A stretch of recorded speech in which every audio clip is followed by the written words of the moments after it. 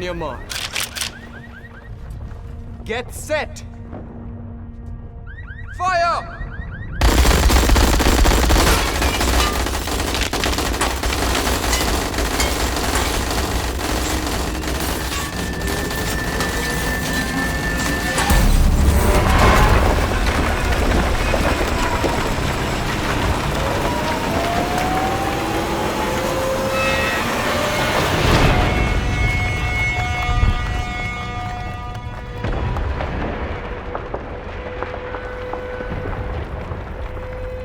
Find them.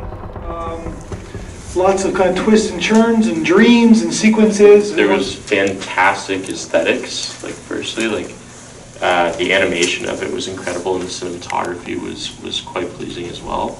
I think some of the dialogue fell off every once in a while, but visually it was incredibly appealing. It was a kind of a visually stunning film. The lighting was incredible. A lot of shots were lights coming in through the window when everything else is very dark, or the one shot, they had Venetian blinds and it's casting interesting patterns of light and shadow on the whole scene.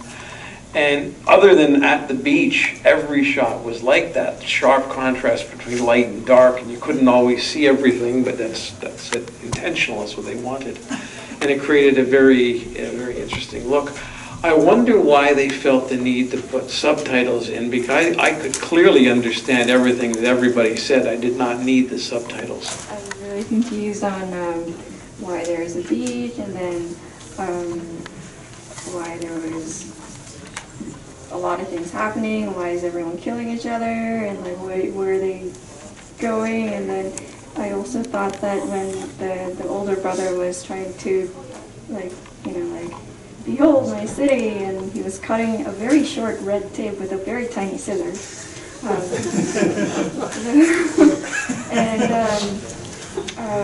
I thought the whole cinematography and everything just felt really lazy, because it wasn't really bringing out any feelings or emotions or anything. It was just I thought it was just relying on a lot of computer graphics that it just felt lazy. So did you guys follow where we're at, and the real reality and dream sequences? I guess it was all about finding the armor at the end, or were we just was it just eye candy? We're just so interested in the visual aesthetics of it. Actually, was a little confused as well. I mean, I got it was for some reason I thought when he was walking into the water.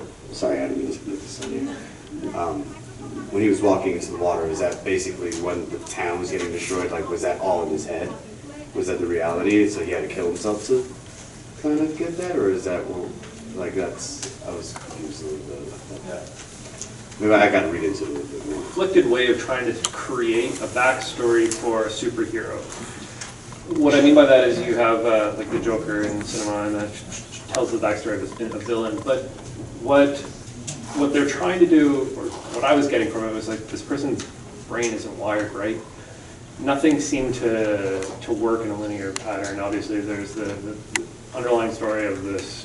They're going through dream sequences to work through his psychological, to unlock some story for his brother or whatever. But it's creating a villain within himself to go out and find the motivation to be the superhero, and it seemed like a superhero story in search of meaning, rather than meaning in search of a superhero. I have also different impression. I think it was this guy who was trying to leave his past behind, and it was him leaving her or losing her. He was not clear which way it will go, and at the end he was sorry that he has to face the fact that he lost her, and he even felt the guilt about that. But everything was going that he will lose everything. Not only her, but the past was slipping away.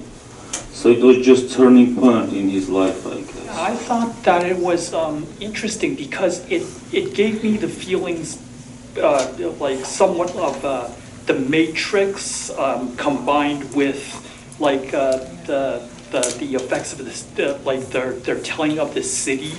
So that reminded me of that film. But also because of the darkness, I also got hints of say worlds like the darkness from Star Wars.